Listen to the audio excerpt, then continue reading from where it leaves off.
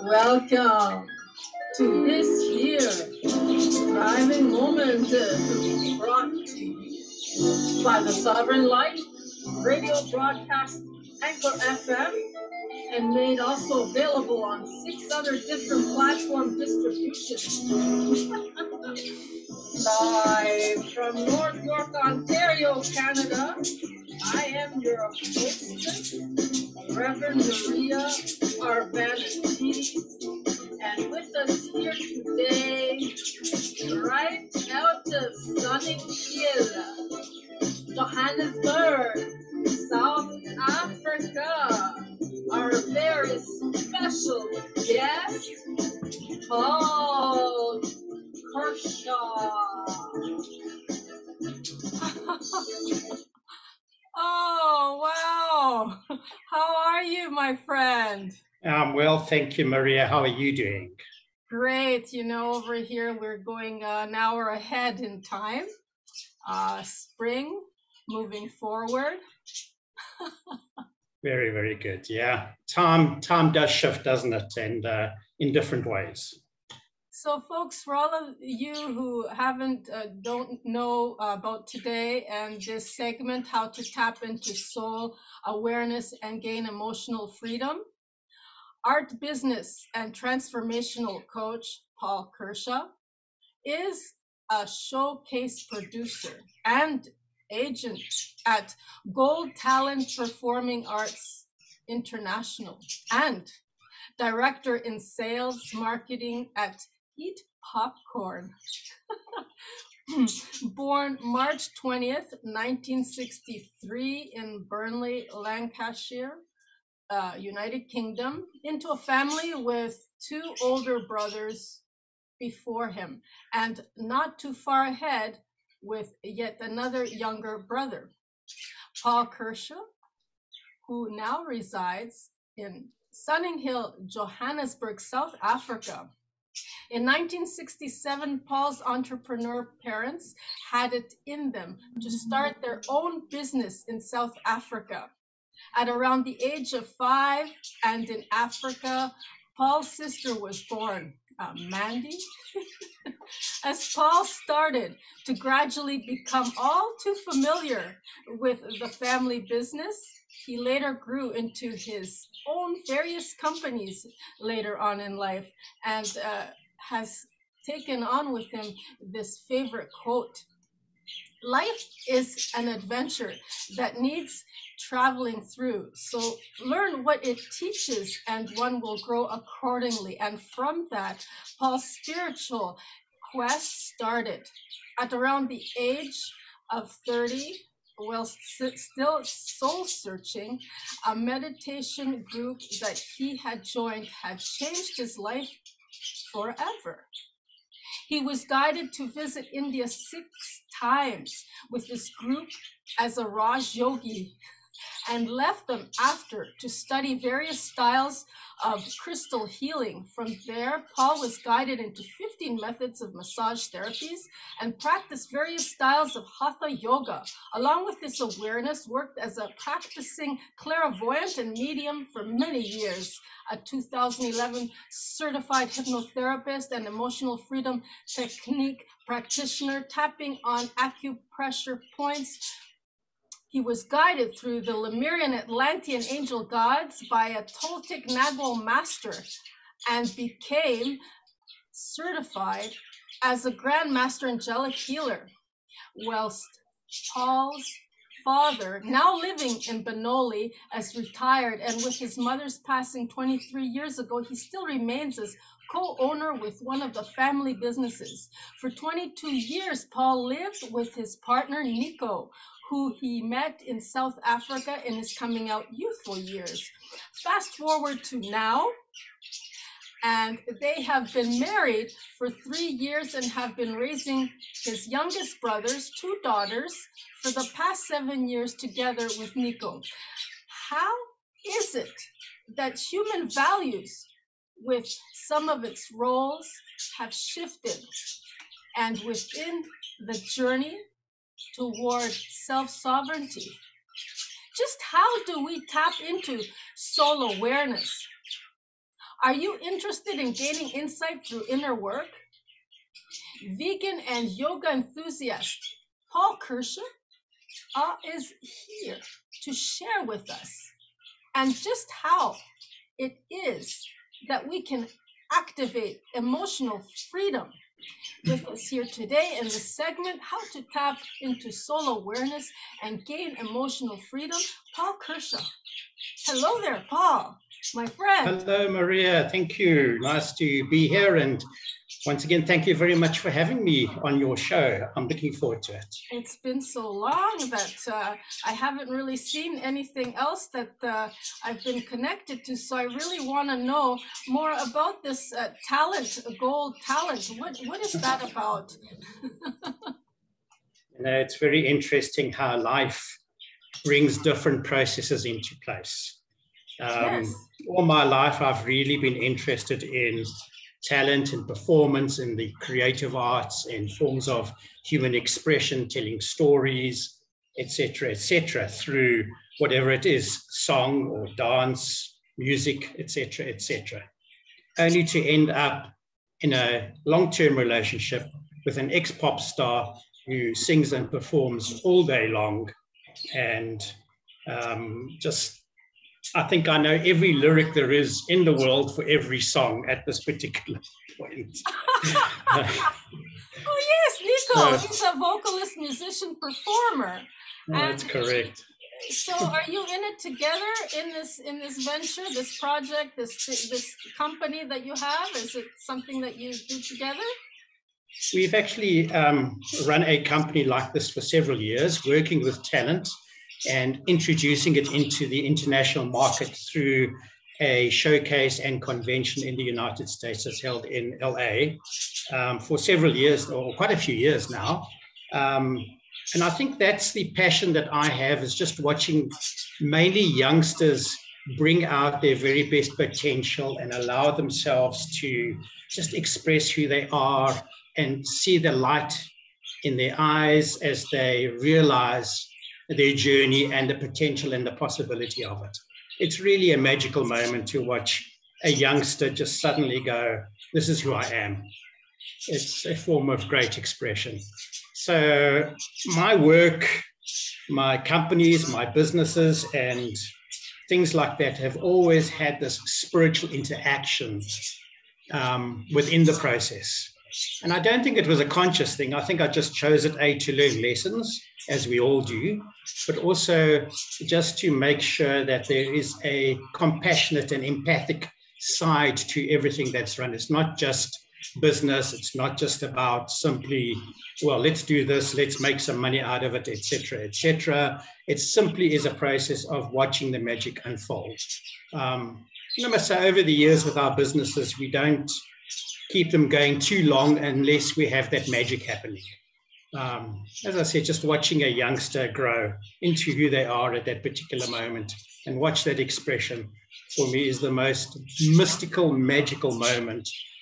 Performing on a stage, it overwhelms me still years later as I see them all get up on a stage and just do what they do and just be happy.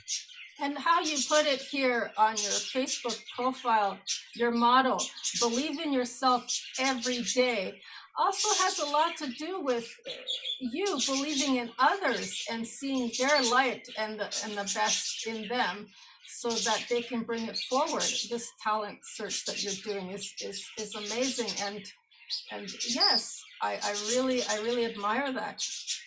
Thank you so much. And it's an industry that's fraught with many dangers and many problems. So there is probably some role for us in there in order to hold that space or to create a sense of stability or security within those that choose to work with us. And we appreciate all of that. I went to LA a couple of years ago with some of our talent.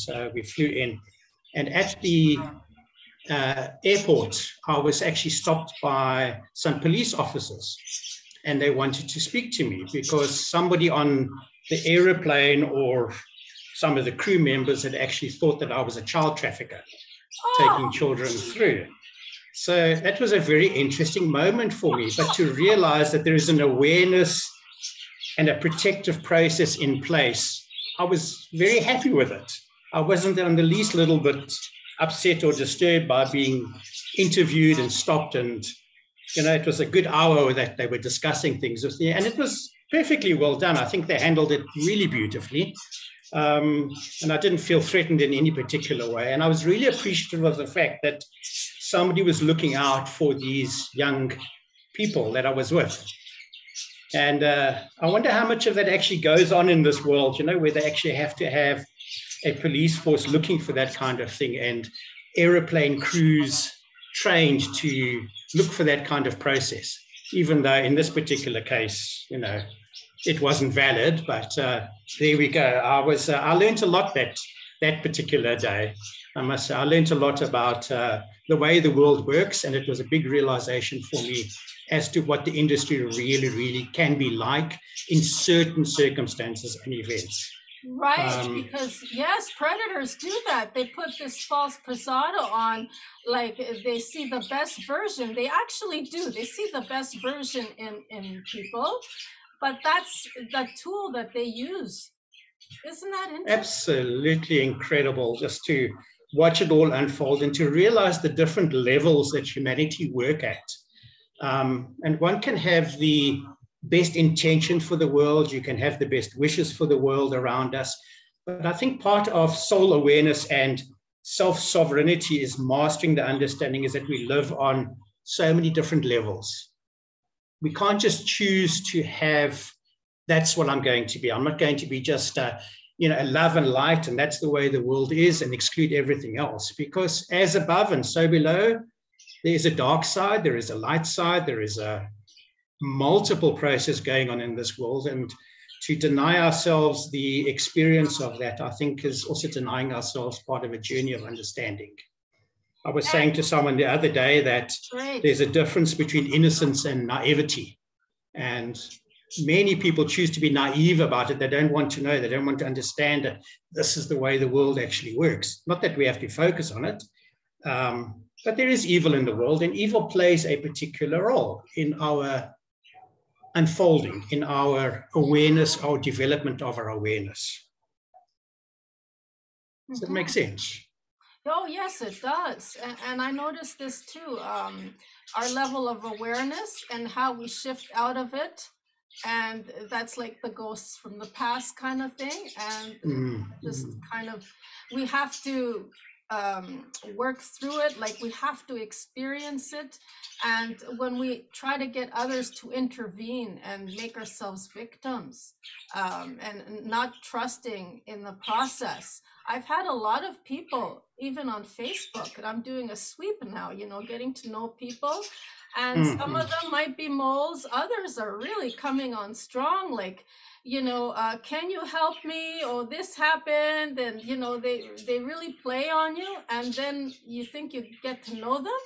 And all of a sudden, they're either very naive.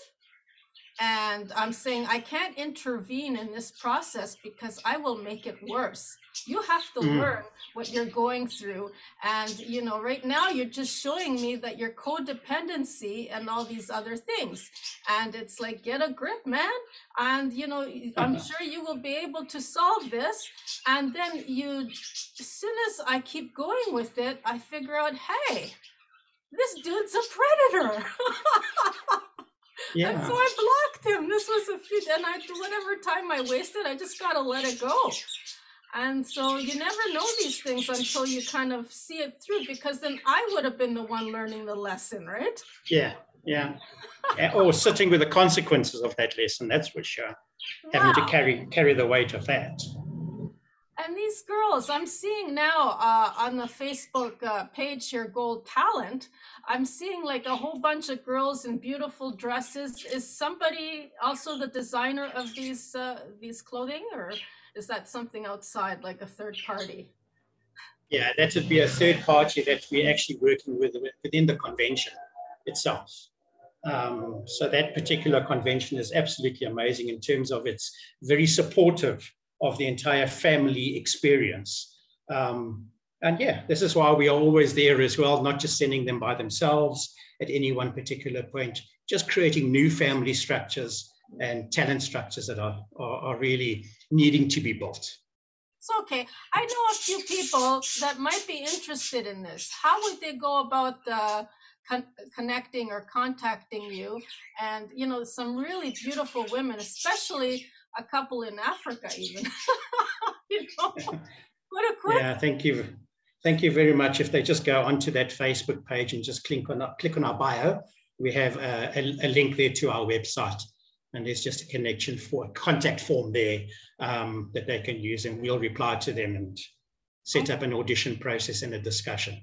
Because that's the main thing we have to do. We have to see, are they really ready for the industry? That's the bottom line of everything.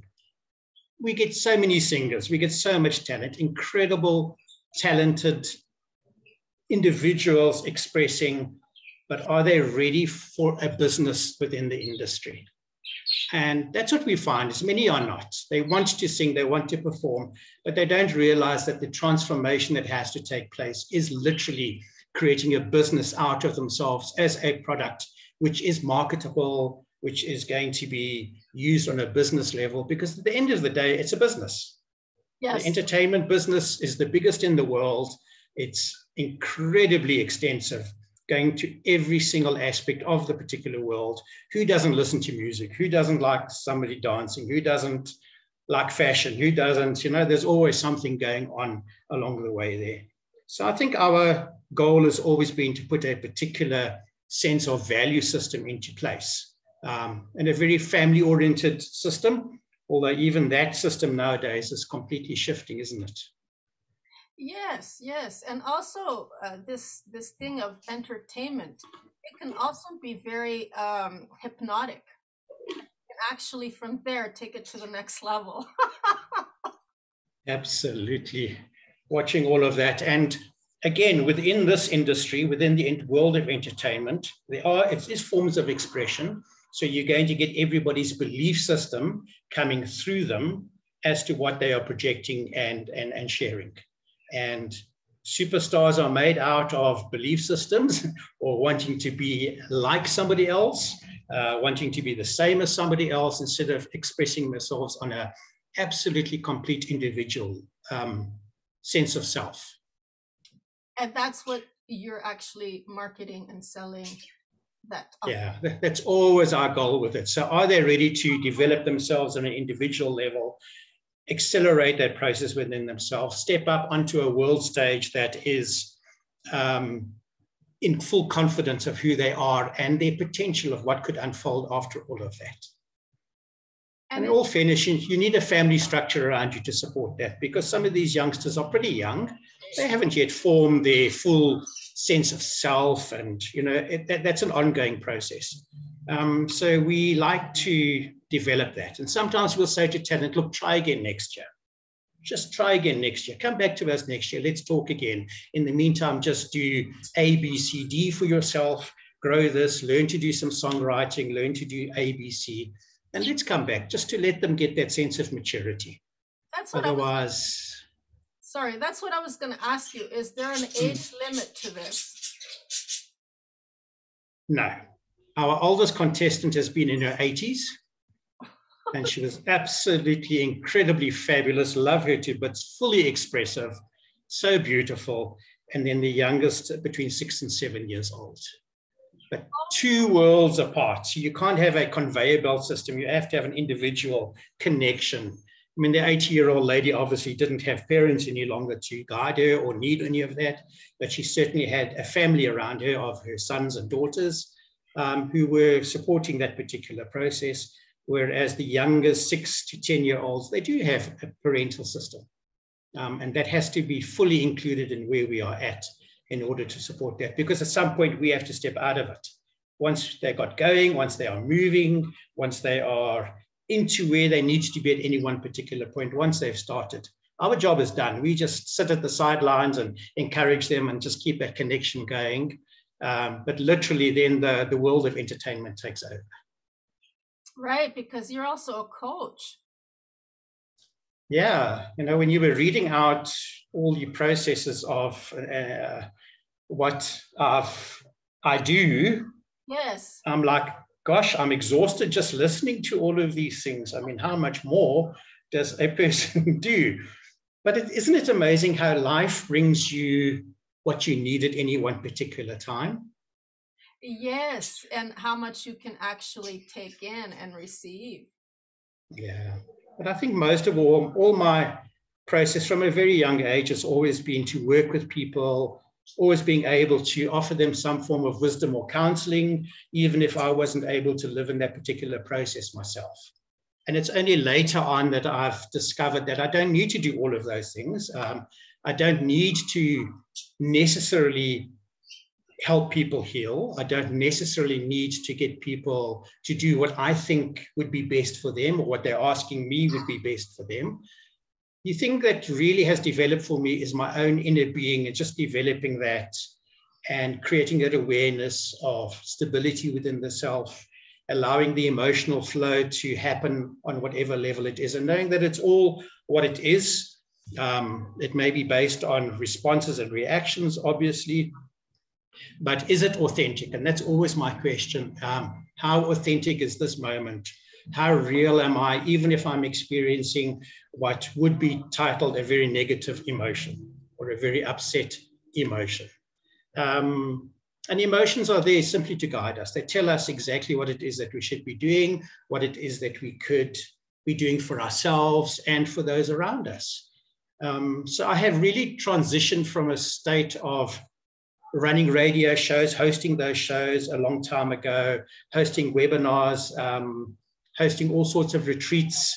Very, very exciting at the time. Very beautiful watching all of those people. But a lot of those people are still in my space, and we are no longer teacher and students.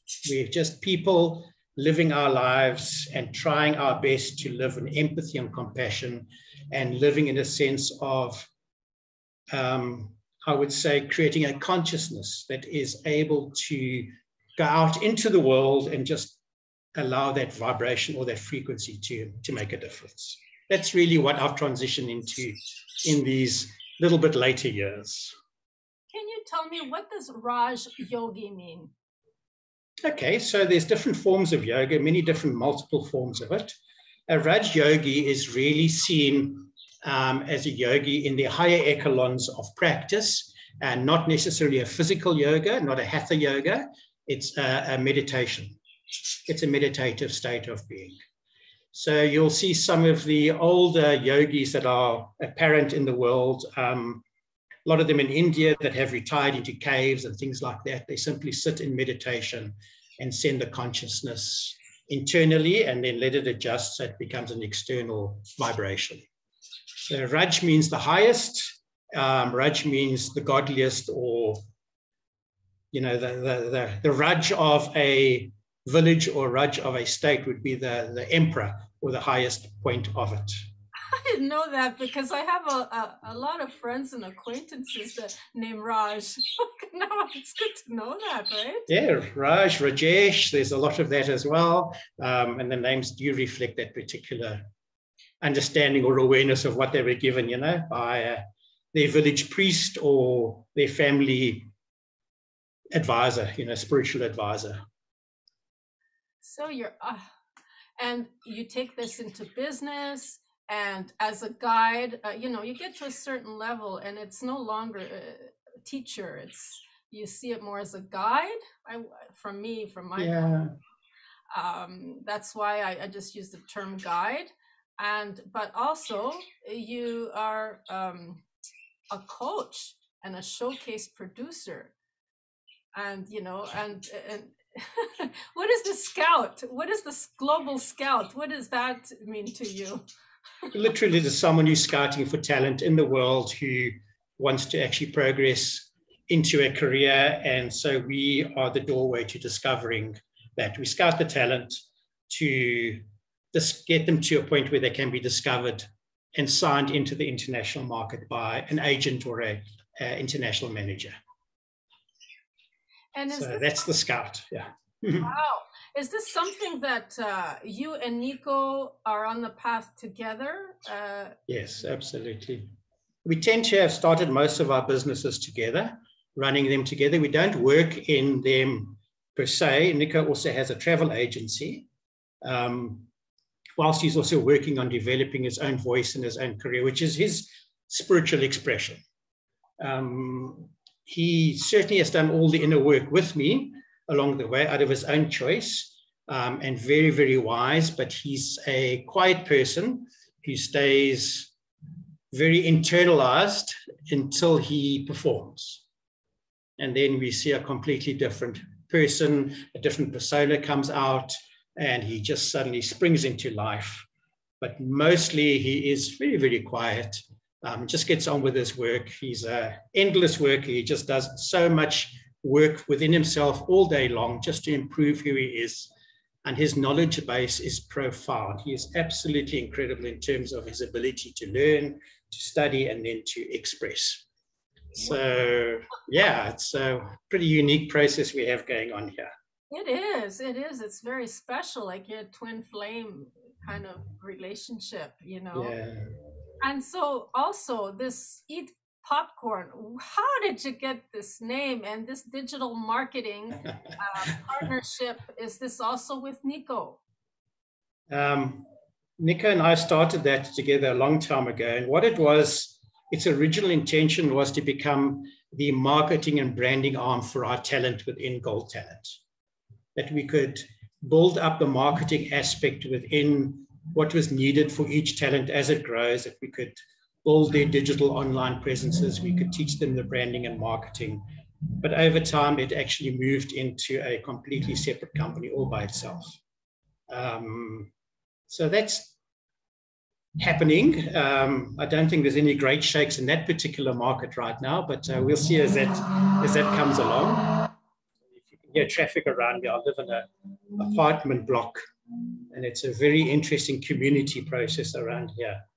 So we sometimes have dead silence, and the next moment everybody's out doing a lot of noisy parties and things like that. So we never know where we're going to be. But whatever, we're also learning how to cope and deal with all of those things. And you also have another motto here that says you're either ready for success or you're not. If you're not, you'll make every excuse you can. Don't get caught up in excuses. You will never succeed by thinking that way. Yes. Can you further explain on that? Yeah, thank you. From experiences that you've had with other people. Thank you so much indeed. And isn't the world just made up of excuses of the way we work? Oh, I can't do this because of that, and I don't want to do this because of this, and this could happen if I did that. And there's always reasons why, as a human being, excuse me, as a human being working in the world, the things that we can't do. It's a daily event that comes up in one's head and one's being, no, I don't think so, or maybe I should try it, and things like that. But at the end of the day, we're only going to succeed in doing what we do if we put our heart into it, if we really just say, this is what I want to do, and I'm going to achieve it. Now, Nico is brilliant at doing that particular process. He doesn't stop until he's achieved what he needs to do. If he's doing a show, for example, or he's got a new song that he's working on, he'll work 48 hours, 3 or 4 days flat out in order to get that into a state of what he understands to be perfect for what he wants it to be. And it's brilliant. Always is brilliant to listen to the beginning of something and listen to the song progress and listen to the final process. I think the final event that comes out of it is completely different. And so many people literally in this industry will tell you what they want. They'll tell you they have a dream. But unless you have a dream that takes you to a space that makes you take responsibility for achieving that particular dream, you're not going to. One is just not able to achieve something unless you really put a full committed awareness into it and decide that's what I'm going to achieve. Otherwise, we are going to get little bits of process.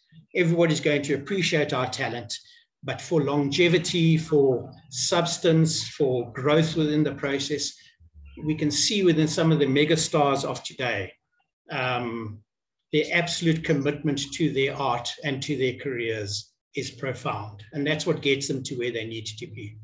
is they just don't have any excuses. And you have here, religion is not your way, and that you value depth of your spirituality and the values it provides in your life.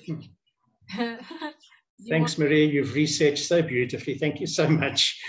As I listen to it, I go, okay, this is very interesting. What one writes down in one's social media or one's online presence. But yeah, I feel, I grew up in a religious sense in terms of my father was a Mormon. He was a Latter-day Saint, and in South Africa, he was one of the elders within that, and then just gave it up completely. But we went to Anglican schools, we went to Catholic schools as a family. So we were subject to quite a few different religious understandings of it. But I could not find any source of comfort or sustenance within any of that. And I didn't understand it growing up. I didn't understand that particular process until one day, desperately unhappy in my very, very much earlier years, I ended up knocking on the door of a meditation group who I'd driven past for the last year onto work, going to work, coming back, going to work, coming back. And I saw the sign that says, learn to meditate, change your life. And day in and day out, I saw the sign. And it took me about a year to realize that maybe I should do something. And one day I was out walking in the park with my two dogs that I had at that particular time when I lived in the other side of Johannesburg. And to this day, I don't know how I found myself outside their front door, dogs and all. I just got in the car, something had clicked, and I drove to this organization, to this group. I knocked on their door and I said, with long tears and sobbing heart, I know I've got to learn how to meditate. And this lovely lady at the door said, yes, of course you do. And we're starting a course in the next hour. And I said, I can't come for the next hour. You see, there's the excuses now because I have the dogs and everything else. She says, okay, well, come when you're ready and we'll start a course. So I said, great. And I went home and it took me 2 days to decide that's what I needed to go and do, because it was obviously a profound shift in consciousness about to hit me. I'd realized something without fully understanding it. And I went back and I spent the next 7 years with that particular group, traveling India, learning so much about this kind of process. And this was a Raj Yogi group. It was a meditation group. Very, very different lifestyle, fully vegetarian, didn't eat garlic, didn't eat eggs. They lived a very clean, wholesome process. That was their particular way of living. But that's how I learned to meditate. And that's what sustained me and started my spiritual journey on a more conscious awareness all those years ago. So profoundly grateful for them. I have moved on ever since, those days, a long time back now, still in contact with some of them as we're going along and still watching each one of those going through their own shifts and changes, their own conscious, living their life and doing that kind of thing. But yeah, then I started to learn massage therapies and get really into the depth of people, literally, if you think about that, because your elbows and fingers and hands and heels are going in. Nico and I traveled to Thailand to learn some of the massage therapies there. Did quite a bit in South Africa. Some of those are really seen in Thailand as a medical massage. So you get a medically inclined or medically acclimated kind of certification to go with it. So spent quite a bit doing all of that and then running our own meditation and healing groups going forward. And then life changed again, and here we are in another process altogether. But that was the start of meditation for me. It saved my entire life. I'm extremely and eternally grateful for that ability. And I meditate every day still as doing my yoga, because I also took on Hatha yoga, which is a physical yoga, and started to focus on all of that. So yeah, yoga every day, meditation every day. I'm grateful to still be able to do that. And for me, quite honestly, it's something that sustains me. It's something that has allowed me to maintain the consciousness of where I'm at in this world of ever-shifting ideologies, of ever-shifting processes. And I think humanity is doing an extremely difficult job at the moment of having to actually decide what it is that they want within themselves as humanity, with so many options available to them. But I think the awakening is happening. I think the process is certainly coming into place. And I look forward to it every single day, just being out in the world, looking to see where people are at, seeing what it is that I can learn within that particular process, and just seeing what soul, I think the word is soul awareness, is within each person and how they are expressing that particular process. But yeah, we run into all sorts of forms of that.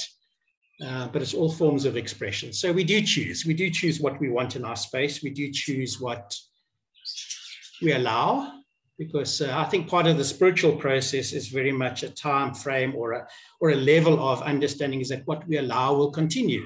So we have to have boundaries. And that's something I never learned in the early days. I never learned to have the boundaries because I was living in the concepts of being love, of being light, and living in the perception of what that particular process is, only to learn that there are much deeper values within those aspects of love and light. It's not, okay, just to walk around saying, I love you, not enough to say, yes, be light. I still see a lot of that going on with a lot of people on their own spiritual path saying, we are light, let's live the light. We are love, let's just be the love. But not fully understanding is that it has shifted. The depth of what being light is has shifted. The depth of being what love is a new value associated with it, a deeper value with it. So we can learn from teachers, we can learn from beautiful masters in the world, but unless we are ready to learn for ourselves what it means and experience it for ourselves, it remains a concept. It remains something that we've been taught. And therefore, it remains a belief system. And that's why religion, just to come back to that comment and question, religion can't work for me. It's just, I've tried a lot of it. I understand that it happens. Some of my family have married very deeply into the Catholic communities, and they're very, very fixed on what they believe and what they understand. And I'm happy that it supports them. If they feel they have that faith, if they feel they are supported with it and it does something for them, that's fantastic. It doesn't for me, and I don't judge it, or I try not to judge it. I observe a lot of it, and then I just realize for myself is belief systems had a role to play, but the way to awaken in the world would be for us to realize that it's the belief systems that may be preventing us from experiencing a deeper sense of self, a deeper sense of ability to grow our consciousness. So, and I see a lot of things, everyone says, yes, they woke or they're awake in the world. And that it fascinates me a great deal because I don't know what woke means. I don't either. I know I had an awakening many, many years ago, and I'm so grateful for it, but I have an awakening every day. And the universe certainly gives me a good reminder now and again, if I am not awake enough to keep my awareness where it needs to be in terms of where I am at in the world. You know, sometimes we forget. Sometimes we forget little things or big things. And so we need to keep that emotional freedom, I think, going for ourselves and our ability to learn what it is that we need to learn at any one day. And that's always for me in my own understanding is that I always want to learn. I'm happy to learn. But I can't make excuses as well, because if I make excuses or I say that lesson or whatever it is coming around in my space, you can't avoid it. You have to work through it. It's continuous, absolute, ongoing work. And we're never, ever going to get to a point where we're going to say, oh, I'm completely spiritual now. I've done enough now. Every day there's a reminder for me of just something that perhaps I wasn't aware of at any one particular point.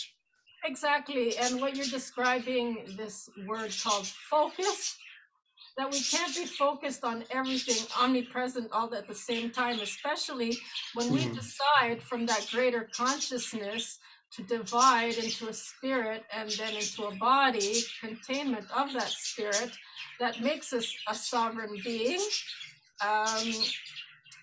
So that's where the boundaries, I would believe, come in. Absolutely. Yeah, incredible process going on. You know what when you first asked me to come on the show, and I was just researching as to your show and, you know, the sovereign light, and that word sovereignty has become so dear to me. And I think that's what we should look at as a human race, is owning our own sovereignty in an authentic manner.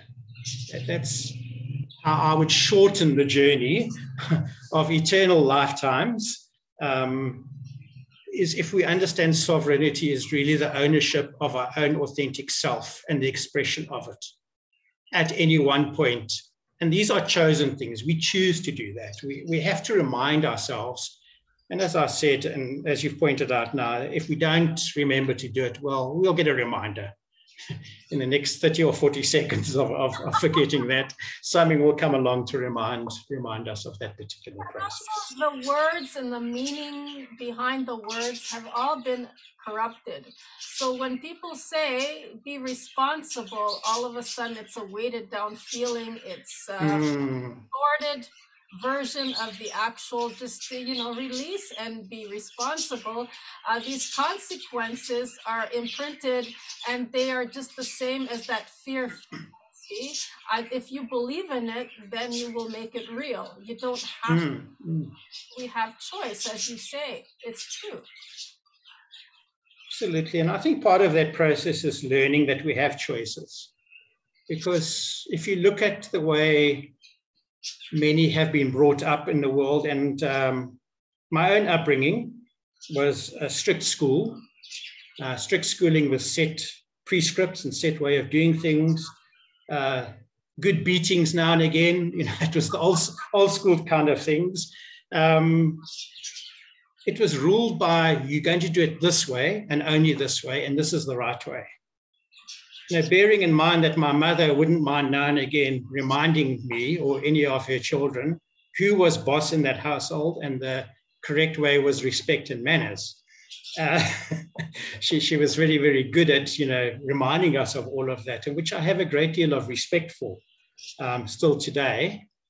But if you look at the way that things have shifted, and I'm not saying that we should have corporal punishment in our schools or in our homes. I think there is a much different way. And I do feel that we need to be the bridge of change in bringing up our children in a different way to what our parents brought us up. I really feel that very strongly. And of course, having my niece here living with us has certainly reminded me of that particular thing there. But everything comes with its own belief system. Everything. And that, I feel, superimposes itself over our consciousness, of our ability to live in a deeper sense of awareness. And I don't feel there's right or wrong in it. I just think there's a path that one needs to uncover that works for yourself, which also helps your frequency develop, your frequency of self. That to me, sovereignty is a sense of what frequency does one have within yourself that is being expressed and which is also authentic. How much can your heart handle to take in and to allow that space as well? Because I feel it a lot in my heart. It's such a lovely way of saying it. Absolutely. How much can we take? I know that is unlimited, but it's about processing it at the same time. You just look around our world at this moment in time, the reactions that are going on, the reflections, the opinions that everybody has about anything, and the need for that opinion is so developed. And I don't know how much substance is within that. I don't know how real that is for that particular person, or they're just following a reaction instead of a response. And those are choices as well. I've learned that we have choices, an ability to respond, or we react. I know my own reactions can be pretty out there at times. I can be very defined at times with it. But most of the time, I'm working on just responding to what is needed at that particular moment. And at the end of the day, if we're not happy within our own heart, we have there's the word responsibility, but it's not a heaviness. It's a we need to be accountable for our own happiness, which is a sense of emotional expression. But I do also realize we're not going to be the same level of happiness day in and day out. That's going to have to shift. But how do we define happiness? How do we define that sense of freedom within the emotions or the subsequent feelings that come about? Do you feel that comment of know yourself has got so many paradoxes within it? And I see several teachings when I look around, they're going, you know thyself and everything will be fine.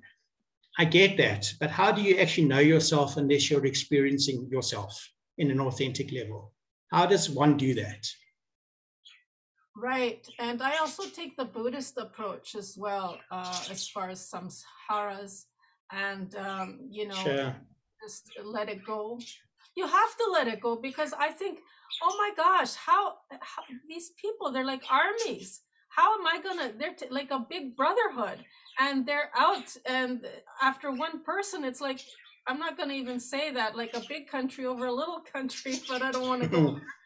And yeah. so, and it's tough for me to see this. Okay, and I try to fit in, but then I have to look at the bigger picture and see, well, maybe I'm also a bigger entity, and I won't be able to fit into that small other person's another entity.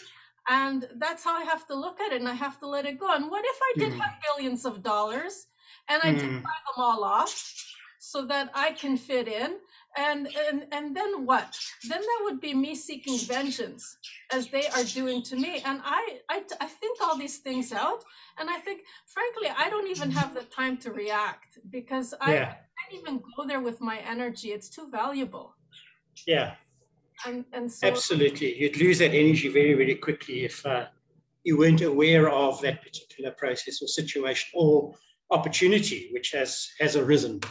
Yeah, people get really upset with me. From a very young age, I couldn't explain why I don't bother to, stand up for yourself, man, and all these things. Well, yeah, I do stand up for myself, but not to go into battle and give of all my energy away. And it's just a victim perpetrator into splitting into two. You have to learn from it and see how you can, and where exactly it is that you do fit in the picture, because a lot of us are from the future.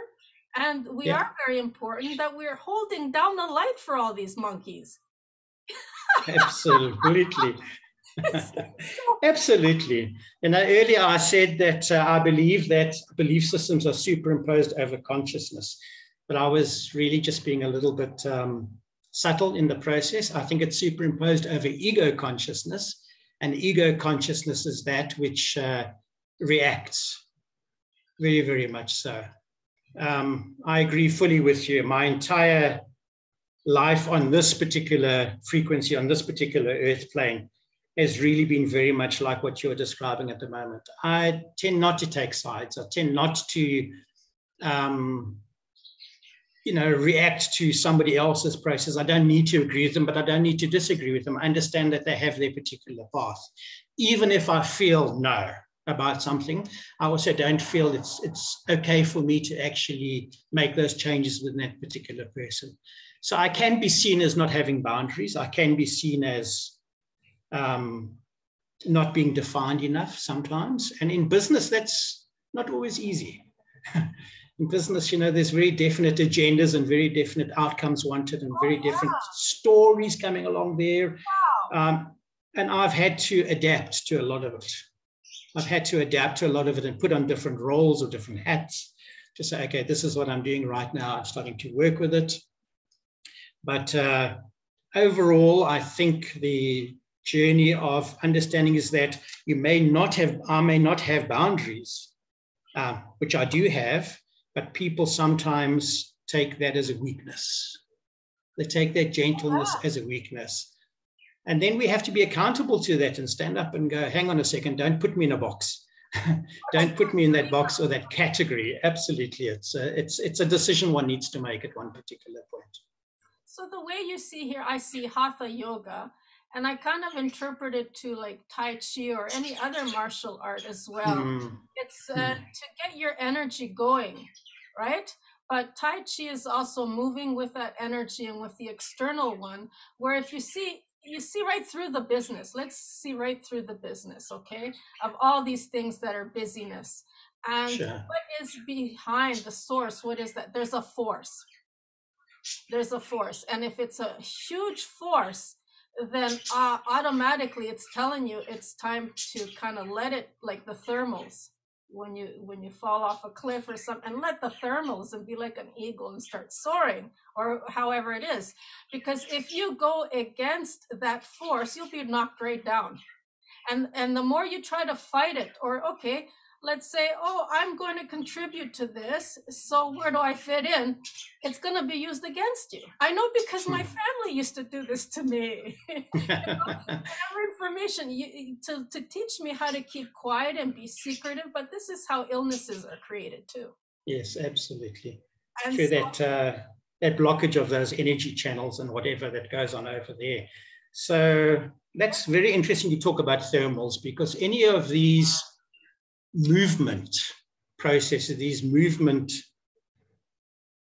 aspects, yoga, Tai Chi, a lot of other things that go on, is all about the breath. It's really about mastering the breath and letting the breath be the center for every single thing that holds you and your physical self and your spiritual self in sustenance. That's really what it is, breath. And yoga simply means breath connecting to the divine. And whether that divine is within the self, or whether you're looking to connect on an external level, maybe to a higher being or an internal higher being, that breath work is the journey through it. Yes, the very first one was Kriya Yoga, I believe so. And that had exactly with how you're explaining it. And then the movements of the body came along, but also the various mantras and mudras. The mantras, that go back to even, I realized that Egyptians didn't really have any vowels, but yeah, it goes as far as there and then into the Vedic. So it's very so much to find your voice as well. And I think so much has been brought forward for humanity to discover. But again, the taught belief systems may prevent them from experiencing those things as maybe they're wrong, or you shouldn't be doing this kind of. We know that that's very, very apparent. I grew up in schools teaching that. It didn't do the schools much good because I didn't follow those particular processes too readily. But yeah, self-discovery itself is the most fascinating journey that anybody can undertake. I love how you keep going to this BS belief systems, because it is all about, emotional freedom, and how we tap into this and release those BSs so that we can release the blockages. And very much this is electromagnetic, because our thoughts become our beliefs, and this is electrical. And it does have a magnetic pull to it, because that's how our emotions and our feelings, and it's not just the brain, our heart and the connection up to it has more of that, the nervous system, and it has actually more of electromagnetic to it. Absolutely. Every single cell of the physical system reacts to that particular process. That's very exciting to think that just through breath work alone, you can stimulate and make some shifts in that particular level, according to your level of understanding. I mean, we talk about light, we talk about love, and one of the, and thanks for sharing that belief system, that BS, I'm adopting it from now on, thank you.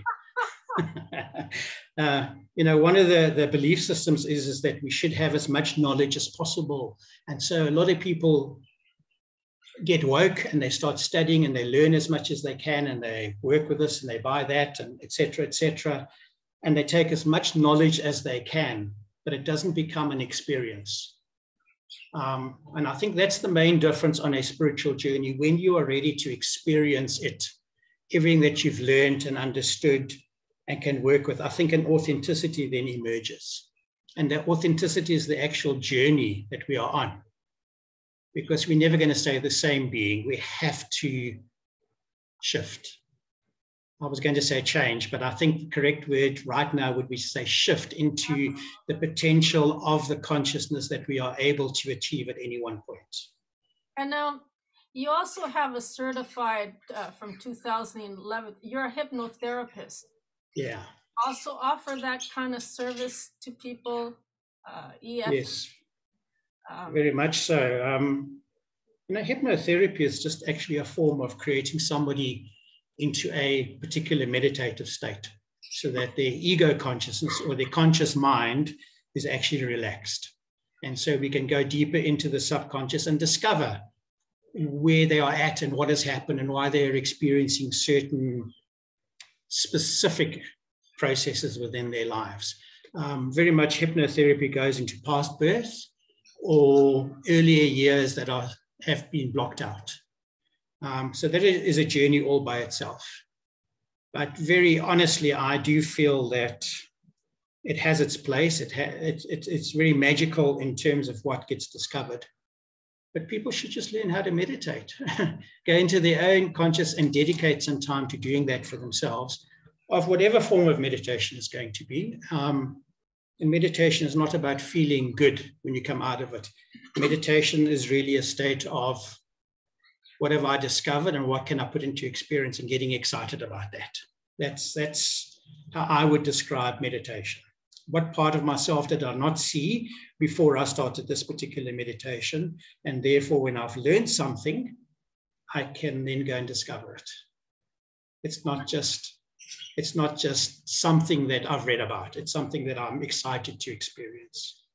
Yeah, so you're at the level of clairvoyancy, and you're also a channeler by the looks of it because you're a medium for many years.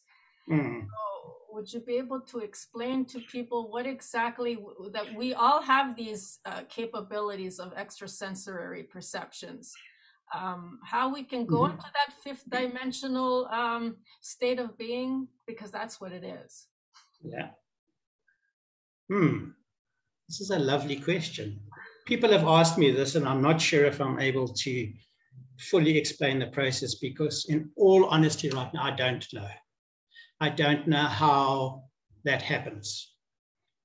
I know how to create it. I know how to get into that process, but I have no understanding quite often of what is happening whilst I'm visiting somewhere else.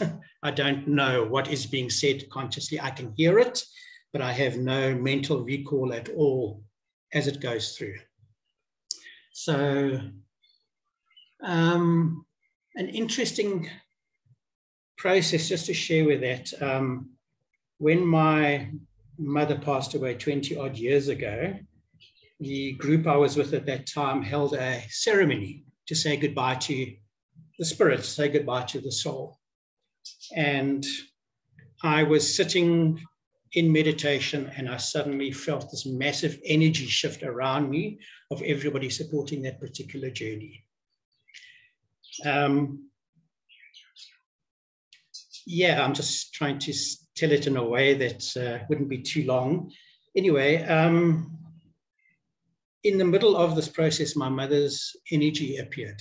Her full vibration, I could see the physical form. And I said to her at that particular time, why are you leaving me? I mean, this is your mother, right? So you've got to ask these questions. Why would your mother leave you? And she said, I haven't got time to explain to you. Shut up, I'm busy. But this was very much her personality. So I haven't got time, I've got places to go. Here you are. And she gave me a rose. Oh! Yeah.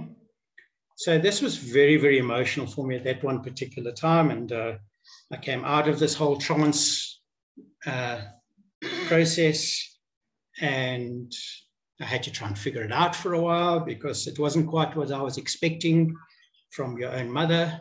And she'd gone. That was it, just gone. Next day, I came to my office, and at that time, I was working in a company with her, and she had a personal assistant that was working with her. And I told her what had happened, and she said, do you know what happened? That day, the day whilst I was going through this, she was busy working in her rose garden, and she just found a rose in her hands. She says she doesn't know how, she doesn't know if she cut the rose, she doesn't know if she, whatever she did, she doesn't know. All she knows is she ended up with this red rose in her hands and she was thinking of my mother.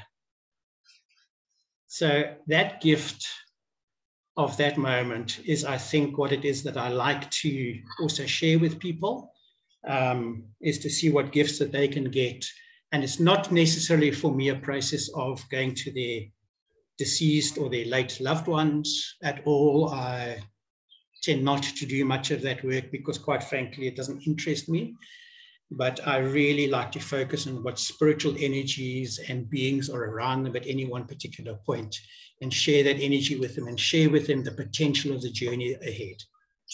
I tend not to deliver too much of ABC, and your life is like this and you're going to win the lottery and your great-grandfather said that can all happen. But I think as a human being, we need to go beyond way that, and we need to fulfill our role in our lives. Bearing in mind, and very openly and honestly, I think some mediumship is about past experiences. I think it's about belief systems that are coming out. It's about current connections that the medium may have. And the responsibility I would have at that time is to step away from it absolutely, completely, so that I'm not involved on any ego consciousness whatsoever. So that to you was an iconic moment, but also I think you might have even tapped into some clear audio from your... Yes, absolutely. Yeah. Well, everyone has said after all of that process, oh my gosh, she is so happy. And they could feel that frequency of happiness pouring through me into whoever was also sitting in meditation. And that event sealed for me the fact of the ability that I had been given, and the depth and also the accountability I had in order to be able to deliver that, if anybody was asking for it. Well, that's where we go into Master of Angelic Healing. Absolutely. Because then, you're not only doing it, but you're also having portions, fractal of yourself into angelic kind of mediumship that they're helping. Yeah, very much so. And in the earlier years, there were certain ascended masters that I would be working with. But later on, I let it go. I let all of that go. There could have been perhaps a need within the self at that point to know who I was working with to deliver that.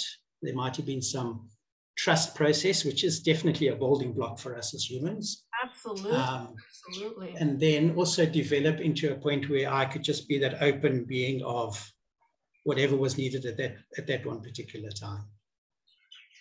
And this awareness, I mean, it's how much of it is imagination? Because we are like transistors, we can receive and we can also radiate out,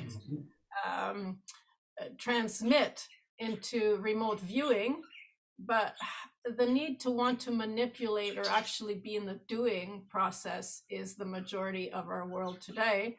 So we have to learn first how to just be and go into those simple steps like Kriya Yoga, and then go into other steps and develop some kind of discipline. And like I was going to ask you too, with this crystal healing, also into Reiki, or is it something else that you've developed? It's a different frequency that I work with, but I am a Reiki master as well from the earlier years, but that's something I don't really practice any longer. It's just simply part of my teaching or what I was learning at that one particular point, which was right for me at that particular aspect.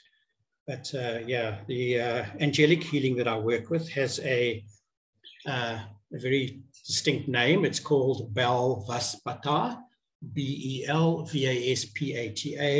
It is an angelic healing modality that works with frequency, and it balances light and perception.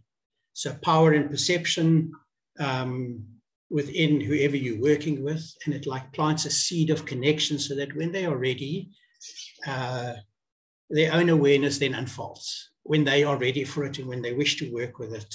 It's not something that I would say is an instant healing, although there has been incredible stories of magnificence unfolding around people. And this is a teaching by the seer Almeen. She's ex-South African, now living in Portland. But how it came about, she was teaching an esoteric spiritual class in Ireland one day, and she looked above the audience that she was teaching, and she saw a lot of butterflies coming towards her.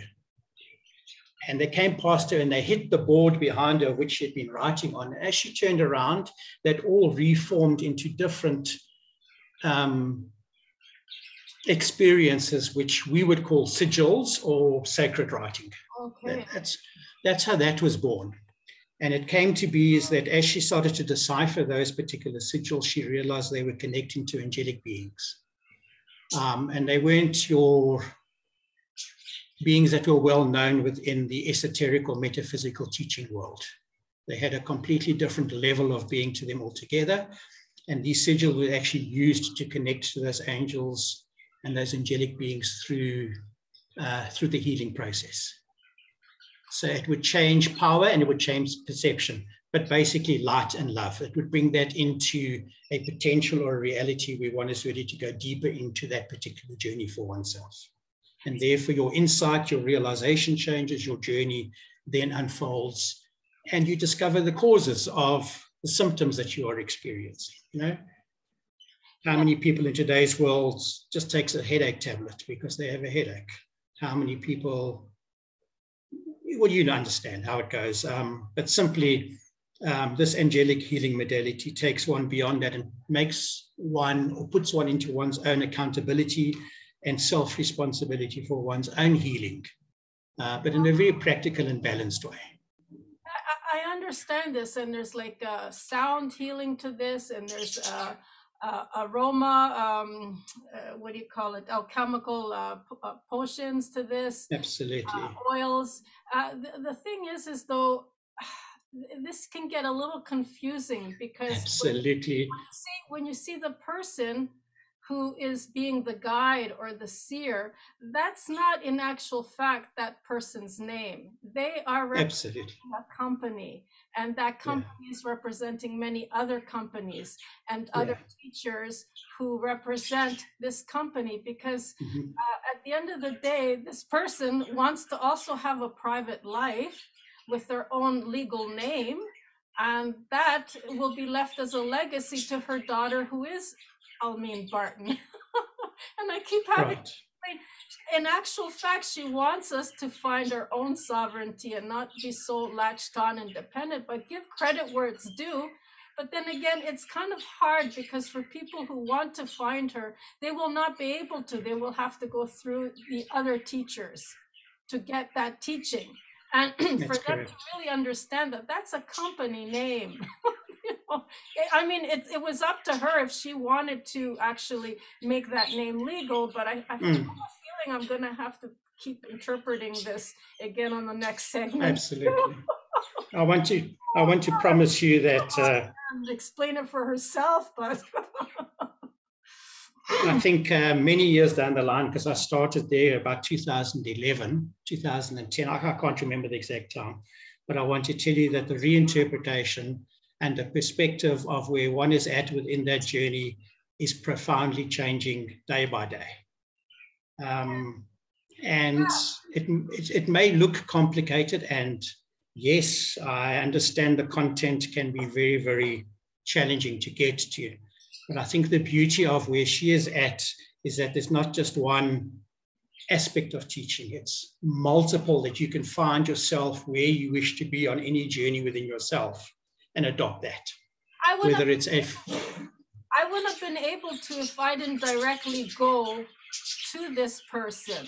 And it was this person who helped me, for me to trust myself enough, particularly with the blockages I had in the sacral regions. Okay. To open in the heart and everything else.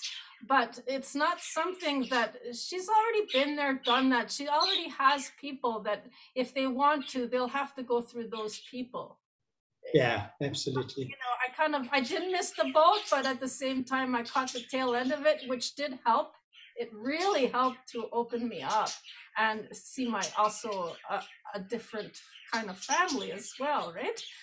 Oh, fantastic. But at the same time, you also have a life to lead, and you've got your own process happening, and you know you've got a beautiful radio show, podcast, which is really doing some amazing work. Some of those people on there I've really enjoyed listening to, and I know some of them, so that's also great. But yeah, who says that one would stay where one is at with any particular teacher? And what I like about the Sia Almin's teachings is that she's part of the structure of unfolding. So a lot of the people that have been working with her, call them students or masters or whatever we're going to call them, doesn't really matter at the end of the day. And we've had our own personal experience of this, is that you would provide certain insights into something, and then she would say, yes, but it fits in here, here, here on a cosmic level. And then you begin to realize is that your role living on this earth is far bigger. And this is for every human. It's far bigger than often what we see ourselves as living. The other thing is, I would love it for her to come and on the show someday if she would like that. I don't think she does this anymore. To explain that this name Almin is not really her. She has her own given name that she still chooses to have. Yeah. You know, this is where the distortion comes in, the confusion. Absolutely. And I don't want people to mistrust in these teachings because of it. Absolutely. So I'm going to be as transparent and respectful as I possibly can be without offending anybody. Yeah, no, absolutely. I understand that as well. And there's a lot of discovery within all of that particular process. But, you know, you look at some of the processes and people and teachers and masters that one connects with throughout one's life. And there is an alignment somewhere. There is an alignment in particular process. I mean, I was not born in South Africa. I was raised, as you know, within South Africa. Now, she was born in South Africa and then moved to the US through other stories and whatever was going on at that particular point. Jenny, yes. Yeah. Now, when we look at some of the things that are unfolding in the world and the role that your country has in that particular unfolding of the earth, it's important for us to understand why we are in a particular region, or why we grew up there, or why we were brought here, etc., etc. I mean, there's a reason why you live where you live. It's holding space for something to actually manifest and grow, and the same for us on all of these particular levels. And it must have been the same for her to be able to unfold that particular potential of whatever anybody wants to take on. I mean, people come and go out of teachings. I've done lots of it myself. It's the truth at the moment. It may not be the full truth. And I think we should be very careful of giving that power to any particular teacher to say, well, this is what I follow. This is my guru. This is my spiritual teacher. And therefore, this is the truth. I think we need to be very careful of that in our lives. This is only one truth. And that's what we have right now at this moment, filled with maybe all sorts of belief systems. And I think the only power that we truly have is the ability to shift ourselves into another paradigm. I think that's one of the only powers that we truly have at any one particular point, is to shift into a new paradigm, you know?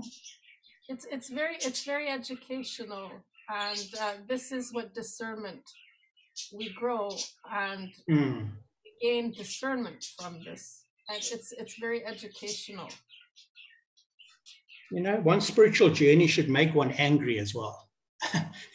It shouldn't just be, oh, that's nice, that's great, I love it, I'm going to live in light and love. You should get very, very, very frustrated and angry at that particular journey for many reasons, even at your own teacher or whoever you're following at that particular moment, because they should be bringing things out in you that no longer can sit as the truth. We have to understand that. Yes, absolutely. So that's what I like to work at. I think it's part of the self-mastery process. There's nothing wrong with being upset. There's nothing wrong with being angry. But there's certainly some work to do if we are consistently angry and we haven't done the healing that needs to be done.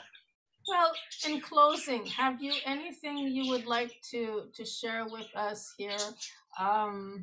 Perhaps some meditations, or you like, I don't know, you have a YouTube channel where people can find you. Uh, It's a lovely question, Maria. Thank you so much. I want to say that we used to have those. We actually have consciously actually taken a lot of it down on purpose. If people want to connect with me on Messenger, on Facebook, I'm always welcome. I welcome comments and contact there along the way. I did build several pages, but I took them all down because I didn't feel it was a clear, authentic process going on at that particular point. And I haven't taught any spiritual matters for a long, long time.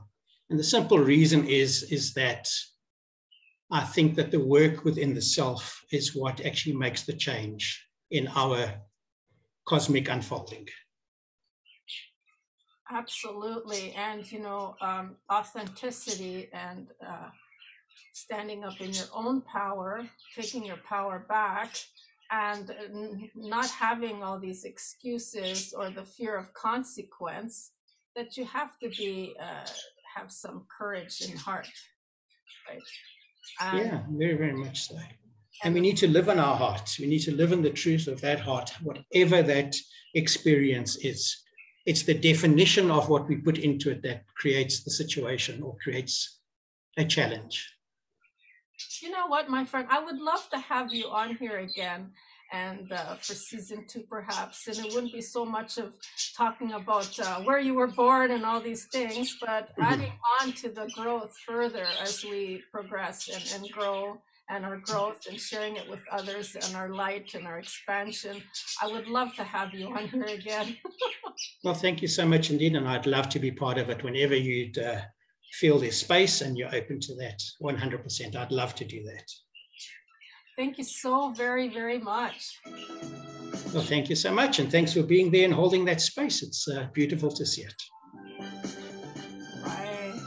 Bye-bye.